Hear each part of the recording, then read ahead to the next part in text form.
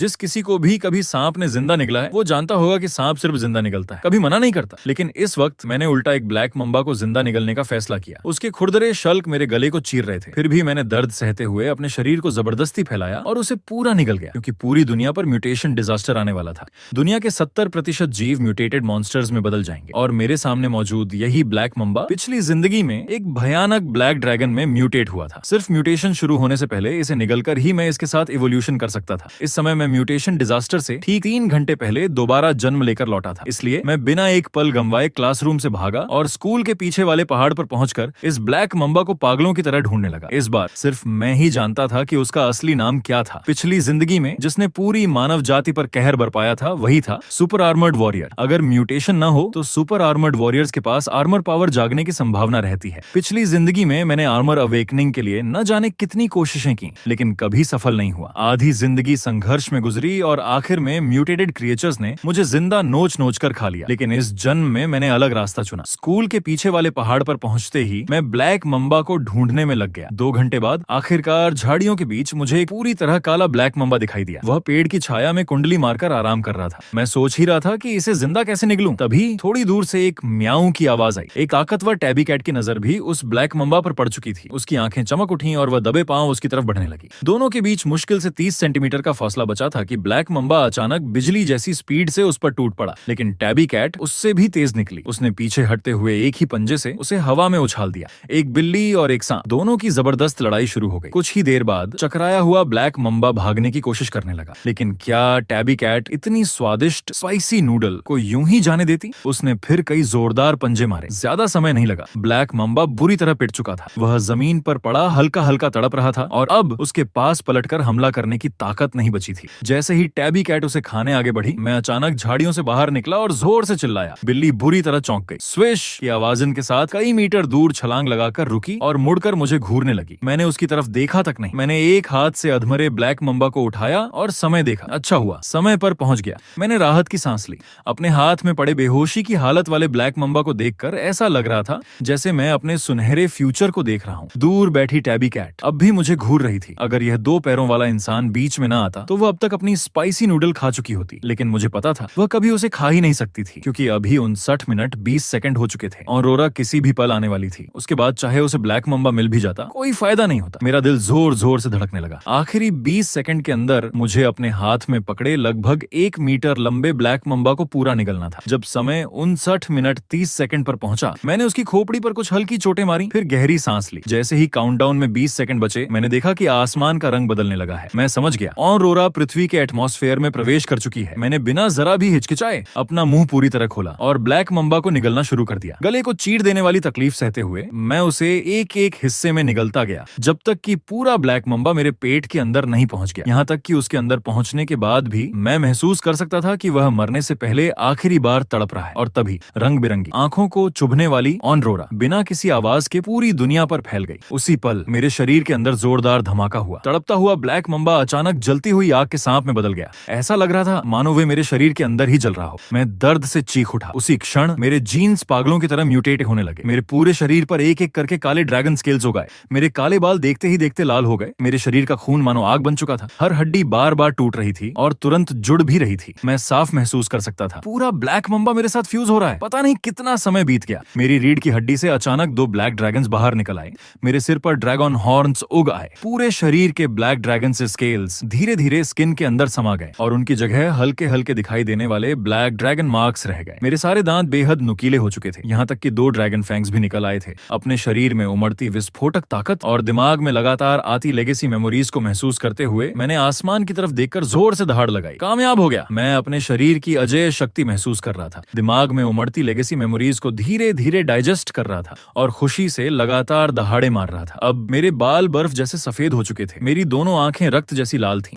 मेरे माथे के बीचों बीच एक ब्लैक ड्रैगन मार्क उभर आया था। मेरे नियंत्रण में दोनों ड्रैगन फैंग्स फिर सामान्य दांतों में बदल गए। अचानक मेरे दिमाग में एक मासूम सी आवाज गूंजी, मास्टर। मैं एक पल के लिए चौंक गया। मास्टर, मैं वही ब्लैक मम्बा हूँ जिसे आपने डिवोर किया था। उसकी मासूम आवाज में कई जज्बात मिले हुए थे। मास्टर, आप रीबॉर्न पर्सन निकले। आपकी पिछली जिंदगी की मेमोरीज तो बिल्कुल पागलपन से भरी हुई है। तो मैं इतना ताकतवर था। अब समझ आया कि आपने मुझे निगलने जैसा खतरनाक फैसला क्यों लिया। मेरी पीठ के पीछे मौजूद दोनों ब्लैक ड्रैगन्स आगे आए। उनके डरावने ड्रैगन्स हेड्स मेरे सामने तक बढ़ गए। गए। वे मासूमियत से बोले। मैंने हैरानी से पूछा, तुम मेरी मेमोरीज देख सकते हो? मैं दोनों ड्रैगन्स को देखकर चौंक गया। हालांकि उनके अपने विचार थे, लेकिन वे मेरे शरीर का ही हिस्सा थे। जरूरत पड़ने पर मैं कभी भी उनका पूरा कंट्रोल ले सकता था। ब्लैक मंबा बोला, मास्टर अब हम दोनों एक ही हैं, हम में कोई फर्क नहीं रहा, लेकिन बॉडी का पूरा कंट्रोल आपके पास ही रहेगा। मुझे सच में समझ नहीं आ रहा कि क्या कहूँ। मैं हल्का सा मुस्कुराया। कोई बात नहीं मास्टर, इस बार हम पिछली जिंदगी से भी ज्यादा ताकतवर बनेंगे। ब्लैक मंबा की आवाज अभी भी बहुत मासूम थी। मेरी पिछली जिंदगी की सारी तकलीफें देखने के बाद उसने मुझे निगलने के लिए जरा भी दोष नहीं दिया। फ्यूजन के दौरान किसी रहस्यमयी शक्ति ने उसे गाइड किया था। अब वह मुझे अपने पिता जैसी मौजूदगी मानने लगा था। ठीक है, आज से तुम्हारा नाम ब्लैक मून होगा। इस जन्म के असली ओवरलॉर्ड सिर्फ हम होंगे। मैंने उसके ड्रैगन हेड पर हाथ फेरा और संतोष से मुस्कुराया। तभी दूर से एक भयानक दहाड़ सुनाई दी। मैंने सिर उठाकर देखा, वही टैबी कैट जिसने पहले ब्लैक मंबा को बेरहमी से पीटा था, अब म्यूटेशन के बाद एक पंखों वाली, पूरे शरीर पर लोहे जैसी नुकीली फर उगाए हुए डरावने मॉन्स्टर में बदल चुकी थी। मास्टर, इसे मार डालिए। ब्लैक मून ने गुस्से से दहाड़ लगाई और उस कैट मॉन्स्टर को घूरने लगा, लेकिन कैट मॉन्स्टर पहले ही मेरी तरफ झपट चुका था। उसकी भयानक हत्या की इच्छा पूरे जंगल में गूंज रही थी। मेरी आंखों में ठंडी हत्या की चमक उभरी। मेरे दोनों हाथ पल भर में अटूट बेहद धारदार ड्रैगन क्लॉज में बदल गए। मैं तोप के गोले की तरह आगे बढ़ा। एक झटके में उसके सामने पहुंच गया, सिर्फ एक ही बार, और मैंने उसे जिंदा 2 टुकड़ों में चीर दिया। कमाल, ये ताकत। मैंने ड्रैगन क्लॉज वापस समेट ली। ब्लैक मून, इसे खा लो। लेकिन मेरे बोलने से पहले ही ब्लैक मून के नियंत्रण वाले दोनों ड्रैगन्स कैट मॉन्स्टर की लाश के पास पहुंच चुके थे। उन्होंने अपने विशाल मुंह खोले और उसका मांस खाना शुरू कर दिया। जैसे जैसे ब्लैक मून उसका मांस खा रहा था, मैं साफ महसूस कर सकता था कि मेरे शरीर में गर्म लहरें दौड़ रही हैं। ड्रैगन सेल्स पहले से कहीं ज्यादा एक्टिव हो गए थे। जैसा मैंने सोचा था, मैं सूर्य की रोशनी को एब्जॉर्ब करके कल्टीवेट नहीं कर सकता था। मुझे सिर्फ ताकतवर जीवों का मांस डिवॉर करके ही ग्रो करना था। अपने शरीर में हो रहे बदलाव महसूस करते हुए मैंने मन ही मन सोचा, सुपर आर्मर्ड वॉरियर्स अवेकनिंग के बाद स्टेलर लाइट को अब्सॉर्ब करके कल्टीवेशन कर सकते हैं, लेकिन मैं सुपर आर्मर्ड वॉरियर नहीं था। इसलिए मुझे इस नई धूप में पहले जैसी धूप से कोई फर्क महसूस नहीं हुआ। कुछ देर बाद ब्लैक मून ने खाना खत्म किया और बोला, मास्टर चलो किसी को मारते हैं। पिछली जिंदगी में स्कूल में वही टिड्डा था ना, जो आपको जानवरों जैसा ट्रीट करता था, मैं अभी जाकर उसे मार देता हूँ। आपकी मेमोरी ही अब मेरी मेमोरी है। ब्लैक मून अच्छी तरह जानता था मैं उस टिड्डे से कितनी नफरत करता हूँ। मैंने सिर हिलाया। पहले वापस मेरे शरीर में आ जाओ। जिसे मैं मारने जा रहा हूँ वह मेरे ही स्कूल का स्टूडेंट है। वह एक ट्रिलियन ग्रुप के चेयरमैन का बेटा है और उसका दादा मिलिट्री रीजन का बड़ा अधिकारी है। हालांकि रहस्यमयी ऑरोरा पूरी दुनिया में फैल चुकी है, लेकिन अगले 3 घंटे तक बड़े पैमाने पर म्यूटेशन शुरू नहीं होगा। जब मैं स्कूल के मेन गेट पर पहुंचा तब तक छुट्टी हो चुकी थी। बहुत सारे स्टूडेंट्स अंदर बाहर आ जा रहे थे। मैं स्कूल के अंदर नहीं गया। मैं बाहर खड़ा होकर लिनबेई का इंतजार करने लगा, क्योंकि लगभग 5:30 बजे वह हमेशा कुछ रिच सेकंड जनरेशन दोस्तों के साथ बाहर खाना खाने जाता था। अभी समय 5:27 था। मेरे पूरे सफेद बाल,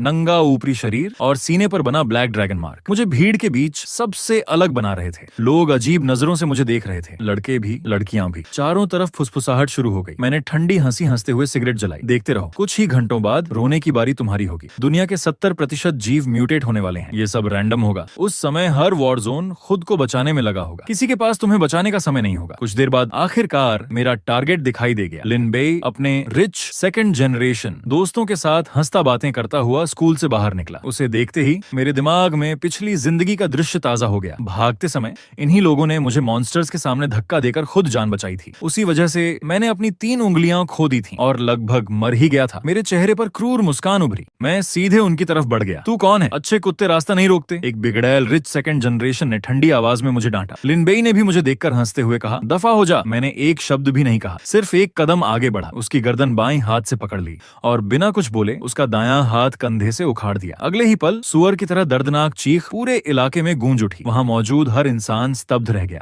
लिनबेई के पीछे खड़े तीनों रिच सेकंड जनरेशन लड़कों के चेहरे सफेद पड़ गए। वे डर कर पीछे हट गए। लिनबेई भी डर के मारे जोर से चीखा और तुरंत बेहोश हो गया।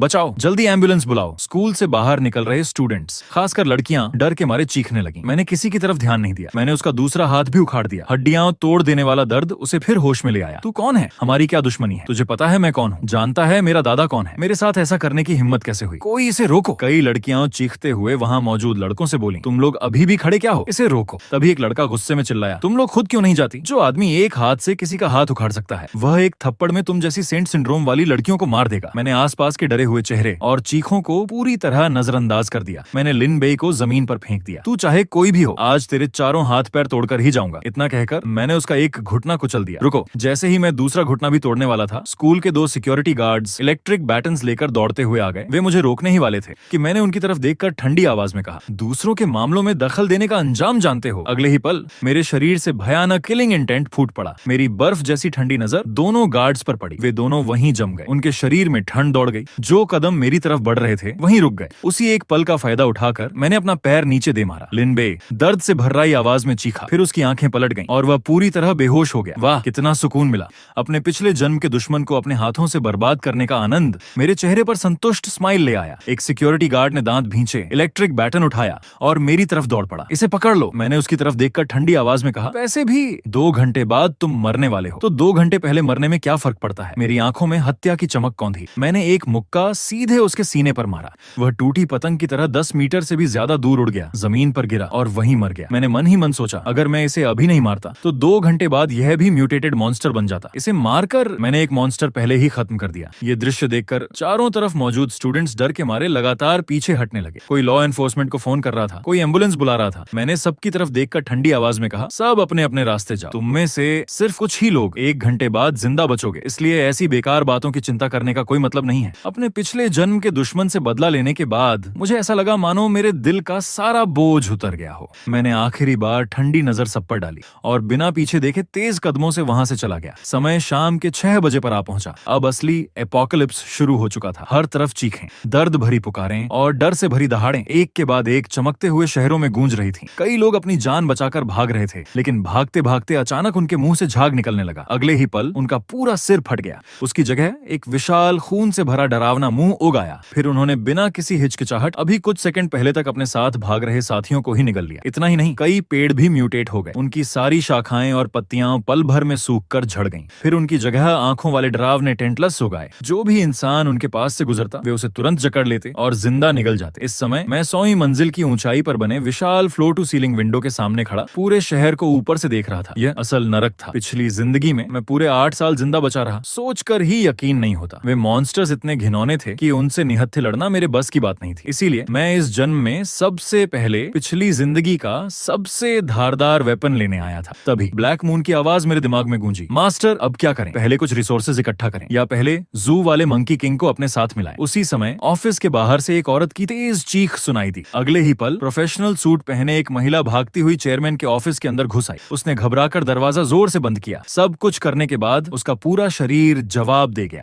वह वहीं जमीन पर बैठ गई। उसका भरा पूरा शरीर डर से कांप रहा था। चेहरे पर सिर्फ निराशा थी। तुम कौन हो? तभी उसकी नजर मुझ पर पड़ी। उसे एहसास हुआ कि चेयरमैन के ऑफिस में पहले से एक अजनबी मौजूद है। साथ ही उसे कमरे में पड़ी 4 मॉन्स्टर्स की लाशें भी दिखाई दे गईं। मैंने बस एक नजर उस पर डाली और दरवाजे की तरफ चल पड़ा। मुझे अपनी तरफ आता देखकर वह घबराकर रेंगते हुए एक तरफ हट गई, लेकिन उसके दिमाग में कुछ और ही चल रहा था। क्या मैं इस आदमी को इस्तेमाल करके बाहर वाले मॉन्स्टर्स को अपनी तरफ खींच सकती हूँ? अगर ऐसा हुआ तो मैं मौका देखकर एलिवेटर से बेसमेंट वेयरहाउस तक पहुंच जाऊंगी। यहाँ आते समय वह पहले ही अपने कई साथियों को मौत के मुंह में छोड़ चुकी थी। अब मुझे देखकर उसके मन में फिर वही चाल चलने का ख्याल आया। आखिर उसकी खूबसूरती देखकर कौन सा आदमी मना करेगा? तभी ऑफिस के बाहर से जोर जोर की धमाकों की आवाज आने लगी। कोई लगातार दरवाजे पर हमला कर रहा था। साथ ही मॉन्स्टर्स की डरावनी दहाड़ें भी सुनाई दे रही थीं। महिला के डर से पैर कांपने लगे। मैंने उसकी तरफ बिल्कुल ध्यान नहीं दिया, सीधे दरवाजे तक गया और उसे खोल दिया। नहीं! महिला घबराकर चीख पड़ी। जो अभी अभी खड़ी हुई थी वह फिर डर के मारे जमीन पर गिर गई। दरवाजा खुलते ही कीड़ों जैसे दिखने वाले 2 म्यूटेटेड मॉन्स्टर्स अपने नुकीले पंजे उठाकर अंदर कूद पड़े। स्वैश! मैंने अपनी काटाना म्यान से निकाली। एक ठंडी चमक, 2 खून की धारें और अगले ही पल दोनों मॉन्स्टर्स के सिर उनके शरीर से अलग हो चुके थे। महिला कुछ पल के लिए पूरी तरह स्तब्ध रह गई। फिर उसकी आंखों में उम्मीद की चमक लौट आई। वह भागकर मेरे सामने आ गई। प्लीज मुझे भी अपने साथ ले चलो। मैंने उसे ठंडी नजर से देखा। तुम